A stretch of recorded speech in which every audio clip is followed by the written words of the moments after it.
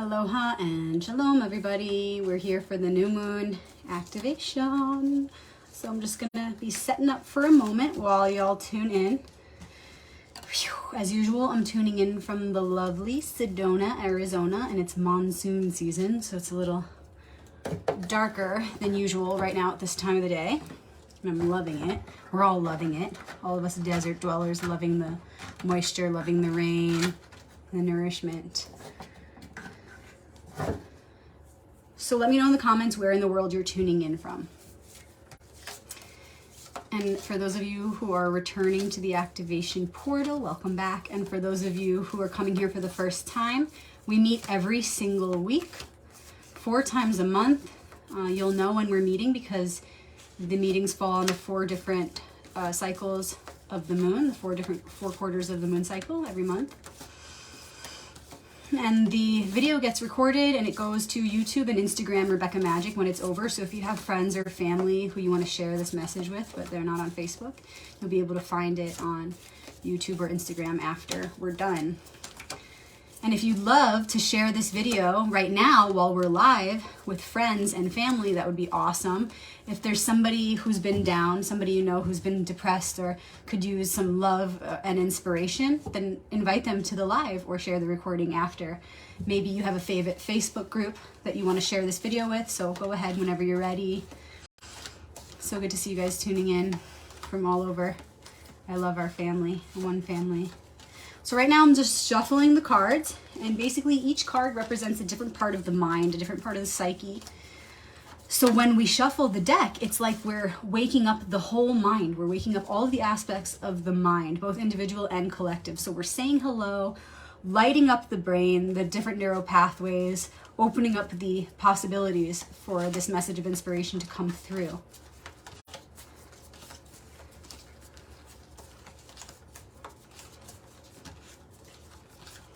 And this is a new moon activation, so remember the shape of the moon is only reflecting back to us something that's going on inside. So this is the part of the cycle where everything is new. It's a new beginning. It's a fresh start. And really that new beginning is present within each moment. But when there's a new moon every month, that energy is enhanced. The energy of newness is enhanced. All right.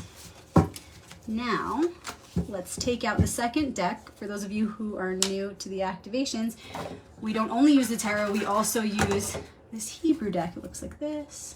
But remember, the letters will be flipped because we're on a screen and it flips the image. So I'm going to shuffle these as well, and it works the same way. Each card represents a different archetypal theme or piece of wisdom, also a different angle of perspective. So we're just waking them up. Thank you, archetypes, faces of the one, in advance for this message that's about to come through. What we are giving thanks for is this message of guidance, this map that's going to help us navigate this current part of the cycle with the most grace and ease, so that we can move together in the most efficient way, not just individually, but together as a collective consciousness. Okay, beginning with the tarot, we have a guest. Okay. Thank you again. Thank you. Thank you. And when we say thank you to the archetypes or the faces of the one, we're really saying thank you to each and every one of us, because we are one.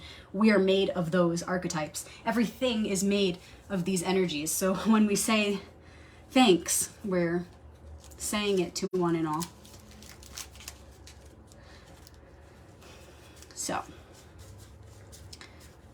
what is the current challenge and gift right now at this time of the new moon? What's the challenge that we're stepping into, which becomes the gift as we move through it? Why are we going through this? What is the foundation of it? We'll pull a foundation, and then, as we usually do, we'll pull a Hebrew card for the ally of the week,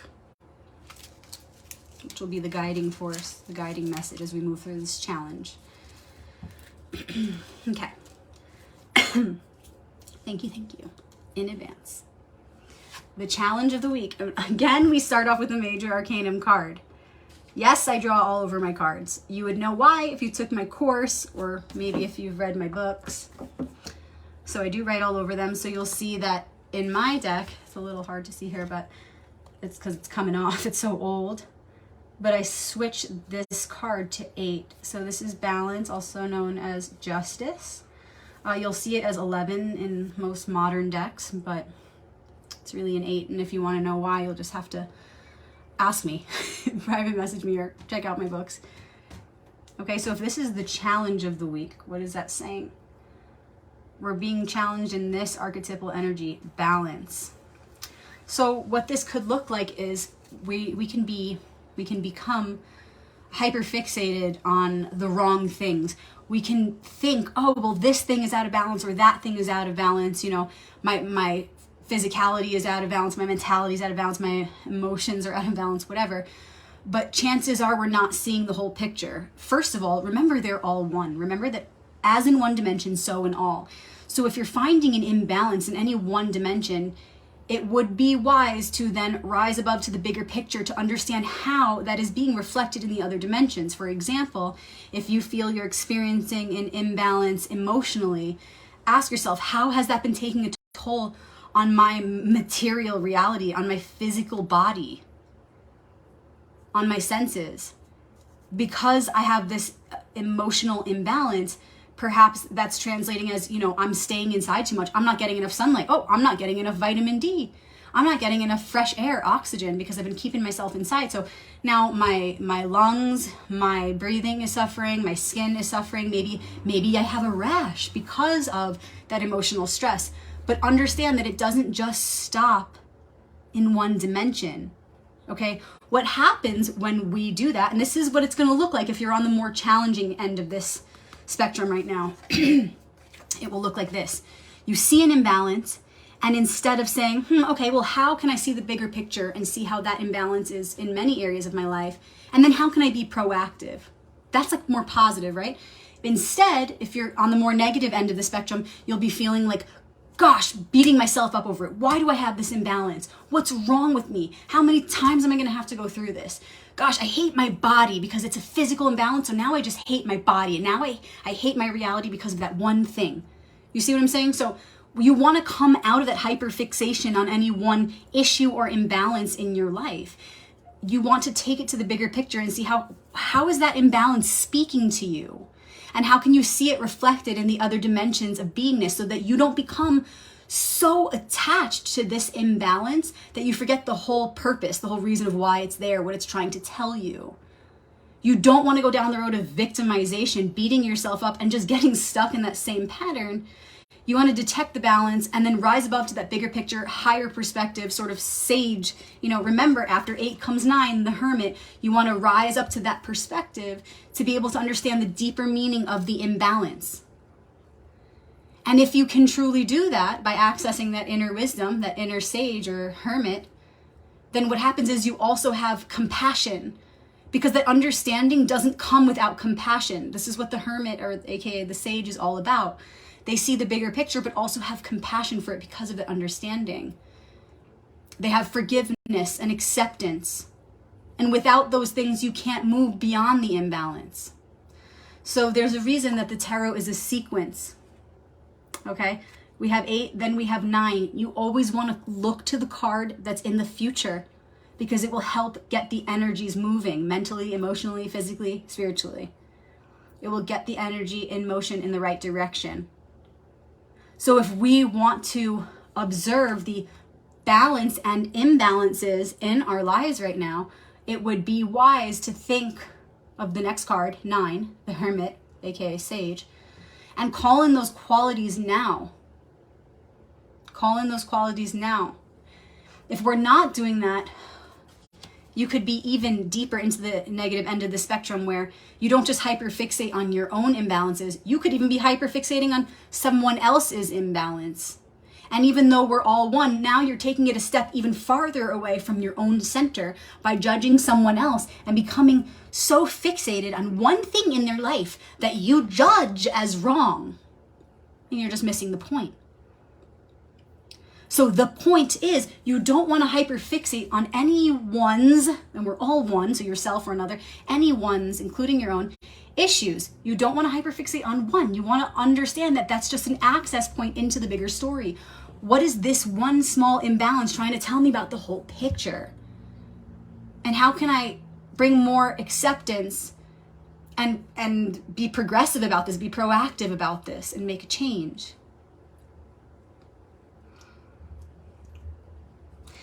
Why are we going through this? What is the foundation? Two of Swords looks like this. Swords is the suit of challenges. And challenges are always temporary. So you want to first, when you see swords, you want to both acknowledge it's a challenge, but also simultaneously acknowledge that it's temporary. It's just temporary. Everything that we experience is a metaphor for something deeper that's going on. So the Two of Swords is a challenge regarding indecision. So why we're doing this, why we're going through this, is for this. This is the foundation. So what it looks like to me is, if we want to develop the clarity and the confidence to be able to make decisions, and also the acceptance when it's not quite time to make a decision, right? We want to hone in on our decision maker archetype. We have to go through this. If things are out of balance, we have to learn how to see what those imbalances are, honestly speaking, outside of our own judgments and how we are misperceiving those imbalances. We have to clear away the excess judgments and excess noise, the extraneous thoughts in our mind. We have to take away, for example, the self-victimization and the nasty judgments that go beyond the necessary analysis of the situation. Because all of that is clouding our ability to make proper decisions, to be able to correct the imbalance, to be able to reconcile that imbalance. How can we even make proper decisions when we are in denial about an aspect of our lives, or when we're unwilling to see the whole picture? So if you've been feeling like, gosh, I've just been really struggling to make decisions, or I'm struggling when it's not time to make a decision and I feel frustrated and I can't accept that. If you feel any of that going on, this could be why. Really look at it. Ask yourself, maybe it's because I've been judging the situation poorly. I've been too hard on myself, or I've been too hard on others. And it's like the universe is saying, it's not time to make such a big decision, or really any decision for that matter, because every decision that we make is important, big or small. So the universe is perhaps saying it's not time to make any decisions because you need to get right with yourself. You need to get clear with yourself. You need to be able to see yourself, which includes all, because all is you, all is one. You need to get to that point of being able to judge things clearly. For example, there are laws of balance to the universe, right? Think 8, think of the infinity sign, 8 on its side, infinity, laws that are eternal laws, right? Now, if you know those laws, and some of you might call them the 10 Commandments, some of you might know them as the laws of hermetics, some of you might know them as the laws of energy, whatever, the laws of energy and the laws of the universe, the laws of truth, they are one. They are timeless, universal laws that make up the field through which we move and the field through which we are one with. We're one with that field and we move through it as well. So if you know those laws of balance, those eternal 8, right? Eternal laws of balance, then you know the code of truth. You know the truth cipher, the blueprint of the original truth, or even the origins of creation, because that's what truth is the foundation of creation. So if you have that blueprint, you have that cipher, you can hold that up to any situation and you can see what is true from what is not. You can see what is truth from what is your ego, because you will know, because these laws are timeless. They're universal. They're multidimensionally applicable. So for example, if you hold those laws of truth, that cipher, up to your own BS, you will see how your BS and your judgments usually involve limited thinking, thinking that is limited by time or space, for example, which true eternal laws are not. They're infinite. They're not bound by time and space. So that's one example. If you hold up that truth to your own perception, you'll be able to see what is false, how you are seeing, and you're living in. Okay, so again, just connecting these cards. If you want to be able to get clear with decisions, also be okay with when you can't make a decision, you have to be in a position where you are so clear in who you are and what the laws of balance and justice, what the laws of truth are of the universe. If you really know those laws, you're fine sitting there not knowing which way you're going to go yet, because you're trusting that whichever way you go is perfect. It's all a part of the divine plan. There's nothing outside of that. Everything has its right timing, its right time and place. Every decision has a right time and place for it to be made. So you would never worry about those things. If you truly know the law and the laws of eternal balance, if you know that truth, then you will never feel challenged by indecision. Indecision won't even be a thing, because you'll know that if you're not decided, you're not meant to be decided yet. And what's more is you'll know the right decision and you'll feel that trust when you're making it, because you'll have based that decision on truth. But if you don't know the truth and you're so busy judging your reality poorly and judging your imbalances poorly and responding to them poorly, you will never feel that confidence to make proper decisions. You will never feel that confidence in the universe when you feel like there's a part of your ego saying, oh, I'm stuck and I don't have any control and I can't make a decision. Look, if you know the truth, none of that will matter. You will relax. You will relax into what is happening right here, right now. I want to let you guys know, because I see you sending stars and I thank you so much. And I've been wanting to share with everyone who's been following the activations. I can't retrieve those. I don't know what to do with them. If you want to help me out, send me a message, let me know. I did read a bit about it and it seems like they're pretty inaccessible. If you want to make a donation, I'll share the link on my wall after, or you can just Venmo Rebecca Magic. It's just like you see my name here, Rebecca Magic.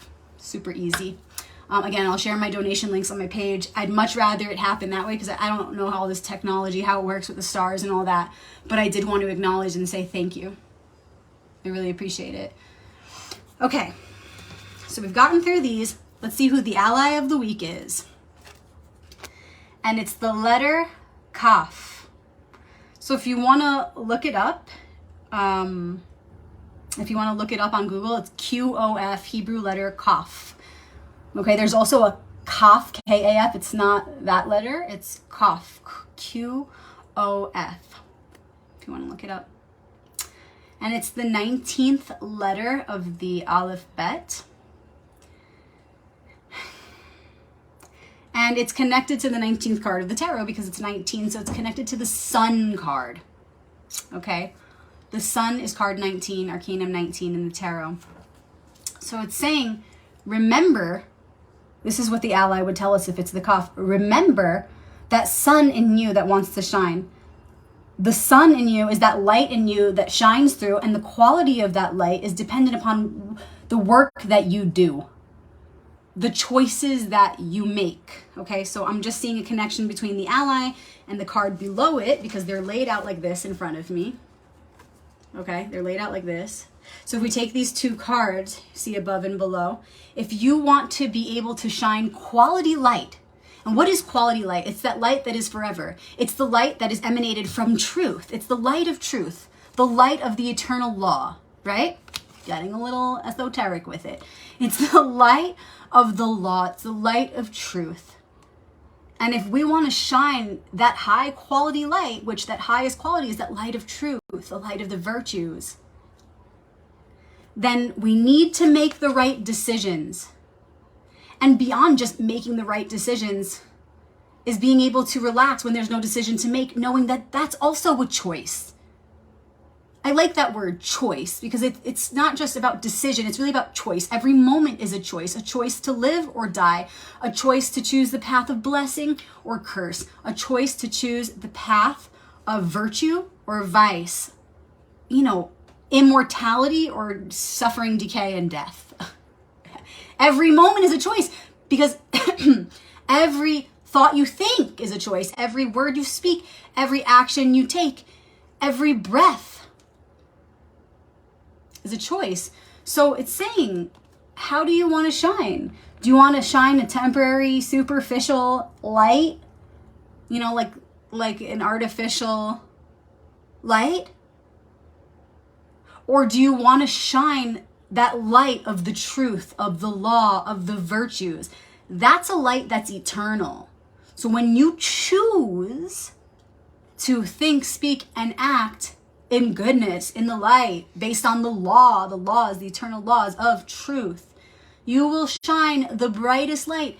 And that's coming from within yourself. And when you shine it, when you embody it and actualize it through your senses, you become a vehicle for that light. You put that light into motion, and it's incredible what happens.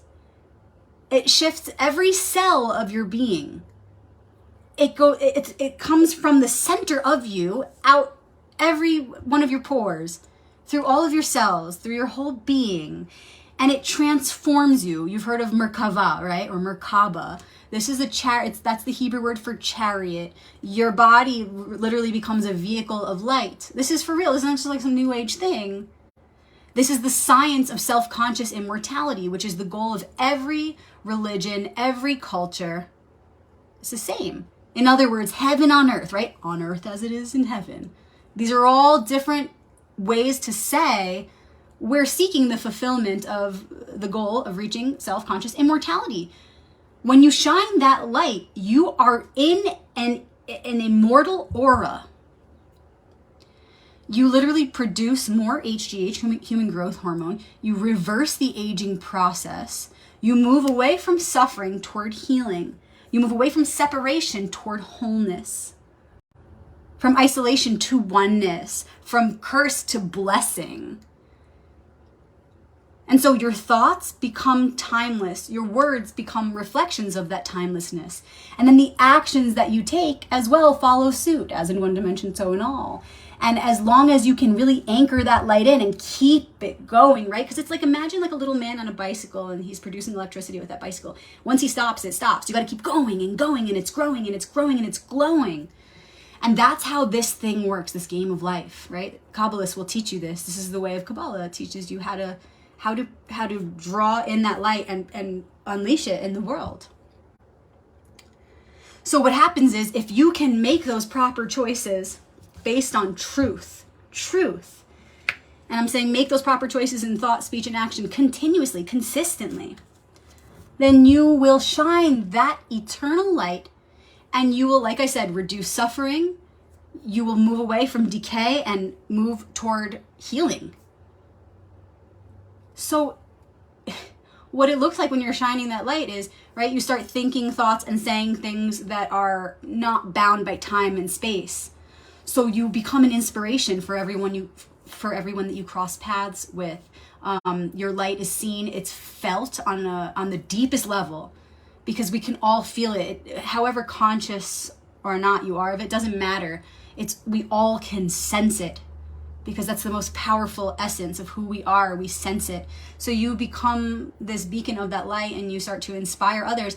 But also, and first, before I move on, I want to say, you inspire others, and some of you might say, well, that's ego. Who cares about what others think? Oh, well, actually, it's quite important if you're actually in your humility and embodying that divinity, and you truly have a selfless heart with the true intention of bringing heaven to earth, then you want to inspire others. You say, God, give me a witness, because I want others to know this is true. And that's not ego. In a way it is, because the ego takes action, which is healthy, because we want to train the ego to do these sorts of things. You want to use the ego for positivity. It's there. You can't just kill it. It's there. It has a high purpose if you allow it. So yes, by all means, ask for witnesses, ask to inspire others. You have every right to ask that. If you're coming from that space of humility, then it's actually our duty to ask for that. And the ego would tell you otherwise. A hurt ego would say, yeah, we don't want you to know your power, so don't ask for witnesses. So the ego would actually say, oh no, that's not humble. It is, if you're coming from that highest intention, that place with the purest intention, ask for the witnesses. Because we want this for everybody. Because we can't do this alone. We are one. Alone equals all one. Okay, so not only do you inspire others, you continue to inspire yourself by challenging yourself to keep it going. It's like the greatest game ever. So much fun. There's always more to go, more to grow. That's the beauty of it, right? And the other thing is this. When you start to think those thoughts and speak those words based on timeless truth, on eternal law, that's your foundation, right? Is eternal truth. You start to blend with nature. You start to align with the cycles and seasons of nature and the cosmos. So it's like you'll wink and a freaking shooting star will go by. You know what I'm saying. If you know, you know. And I know y'all know, and that's why you're still watching. Okay? Or it's like you go to like flip your hair and like the willow tree beside you just like goes with the breeze of like the breeze that came through your hair when you flipped it. You know, like that's how magical life really is when you align with that truth that is timeless. Not only do you reverse the aging process, and I mean, sheesh, if you can be consistent, you literally can achieve this immortal consciousness. It's not such a crazy concept to me, and I think that's why, you know, they say you got to believe in magic to see it, and I think that's the thing. We like to overcomplicate things as humans, but it's really quite simple. So understand that not only will you inspire others and continue to inspire yourself, it's really all one anyway, you will also be supported because you'll be aligned with the highest forces, the forces that rule all things, nature and the cosmos, the masculine and the feminine forces that make up the one creator of all things. You align with those patterns. When you align with truth, you align with the pattern that is back of all things, and everything becomes graceful and flowy. And yes, there are still challenges, but you will rise to the occasion. You will rise to face each one with the greatest forces carrying you, supporting you through it. So this is the light that we want to shine. If we can shine a light that is in proportion to the great central sun, can you imagine how supported we'll be? Okay, it's about making the right choices and understanding that we have to have a foundation built upon eternal balance, justice, eternal truth. The light is the light of the law. The quality of the light depends on how aligned you are with the truth of these eternal laws. Just want to look at it all together so I can see if there's any final message. Yeah, it's really about adjusting our lens right now to see how we've been defining balance and justice, eternal law. What is that? What is law? What is truth to you?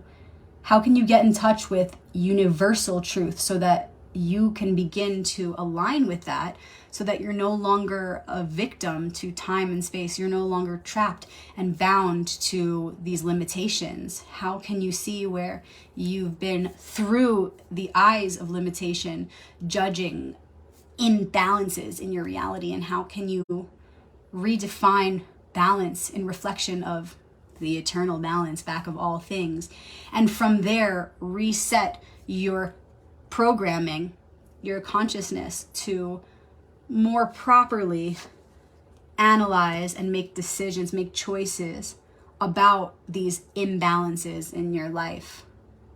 Make proper choices so that you can reconcile those imbalances, so that you can finally be free to let that truest light of the essence of who we all really are shine from within your very center out to the whole world.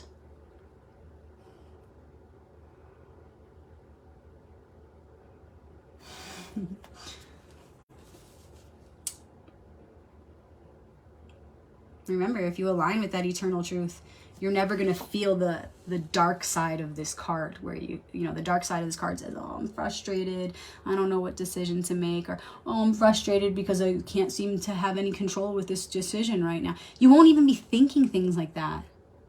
You'll be saying, oh, this is a perfect time for me to analyze. You won't ever say, oh, I'm upset I can't make a decision, because you'll be in the knowing that's not time to. You know what I'm saying? So accessing that truth right now is our ultimate goal. really refreshing our perception of what that balance back of all things is. And remember, it's known by many names. And I suggest that if you know it by one name, learn it by the others. Understand that all these laws are one. Like I said, 10 commandments, laws of hermetics, laws of energy, they're all one. They're all one. All the spiritual principles of any religion or culture, they're all reflecting these laws of energy that operate behind all of reality, within ourselves, within all things. Find the commonality. Find the commonality. If you've studied it deeply from one angle, learn it from another, and then keep going from there. I have suggested this book in our private group, in the Archetypal Alliance. Feel free to join that private group, but I'll say it here for those who missed it. An amazing book is called The 10 Commandments by Emmett Fox, and he describes from a metaphysical perspective what the 10 Commandments really mean. That's a great one to read. It's a quick read.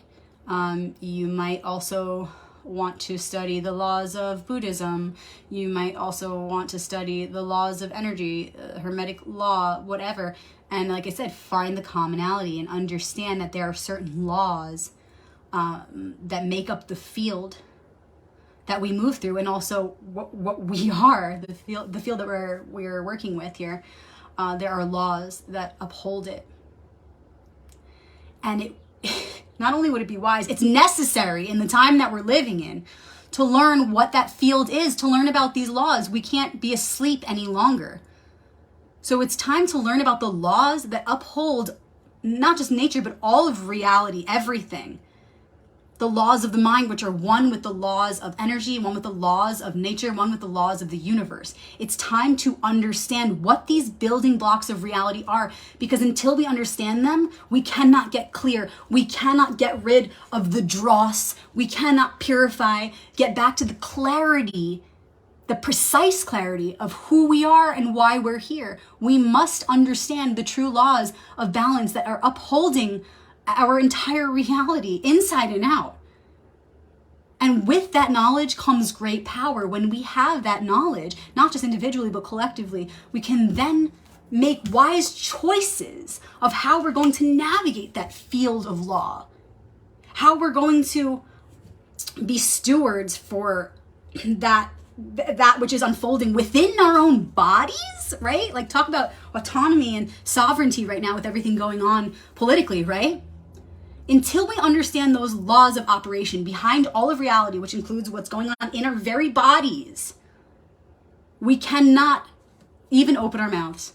We cannot even trust ourselves. We can't even be sure that we're in a space of truth. We are always from some angle going to be in self-denial if we don't understand the building blocks from which we are created. So it's time to understand those laws.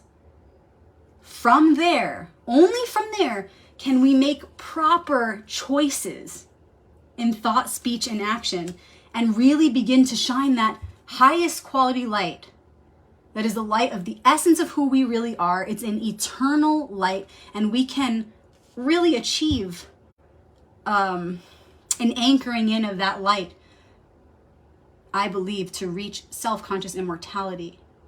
But not just individually. We need to do this together. So if you have any insights or advice or suggestions that you want to share about getting familiar with these laws, if you have a system that worked for you, if you have a book that you loved, if you have some offering to share with the collective about how to get in touch with that law behind all things, please share in our private group, the Archetypal Alliance. We also have a private group, Shabbat Crew, on Facebook if you want to join. Please share with our collective community, because it's so important for us to see from as many angles as possible. And remember, when you get in touch with that truth, you make the right choices. This is a huge thing. When you get in touch with that truth, you can start to depersonalize all the things in your life. You can stop taking them so personally and allowing them to consume your thoughts and allowing them to consume your emotions. You can start to detach, see things from a bigger picture, understand the meaning behind the things that are unfolding in your experience. You can let go of improper and unnecessary judgments upon yourself and others. When you know the truth behind all things, you can start to separate the truth from the falsities, the denial, the unnecessary stuff, the dross of your life. So please feel free to share any insights. Thank you guys so much for joining for this activation. If you want to know more about the non-manipulated ancient tarot, please reach out to me. I do have my books. I love shipping them to you guys. I sign them. I include a little bookmark. The Royal Path 1 is all about the major arcanum of the tarot, aka the trump cards. I give the Hebrew letter and hieroglyphic symbol associated with each card, which is pretty much manipulated in almost every modern tarot book. My family is Hebrew speaking, so I grew up with the truthful, Kabbalistic interpretations of the Hebrew alphabet. And then Royal Path 2 is on the minor arcanum of tarot, so it goes into the other 56 cards of the deck. It breaks down the elemental suits and, again, the manipulations around the elements within modern tarot, because there are some major manipulations there too that hold you back from accessing the deeper magic of the tarot. So if you want to know more, please ask me to ship you my books.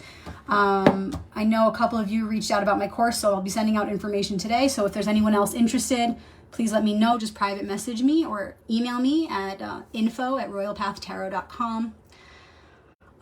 You can also just go to royalpathtarot.com and the email is there amongst other links.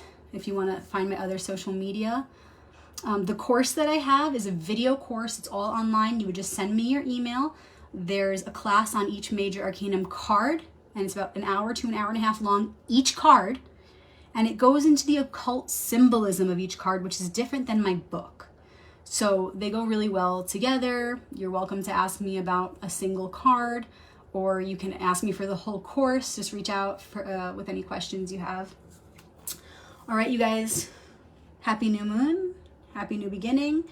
With this newness, this freshness, let's take the opportunity to get in touch with the simple cipher of truth that's behind all things, so we can clear out all that unnecessary stuff and begin to shine that light, which is really the whole goal of why we're here. We forget sometimes, and then when we reconnect with that simple truth, it's like, aha, I remember and I'm ready to shine that light. I'm ready to prioritize the path of shining that light of the virtues. So let's do it together. We're doing it together. I love you guys. Shalom, and I'll see you on Friday in Shabbat Crew with some information about the current Torah story and how it holds a message for us for the week ahead, which usually aligns with the activation. So it's awesome. See you guys in our private group. Thanks for being here. Shalom.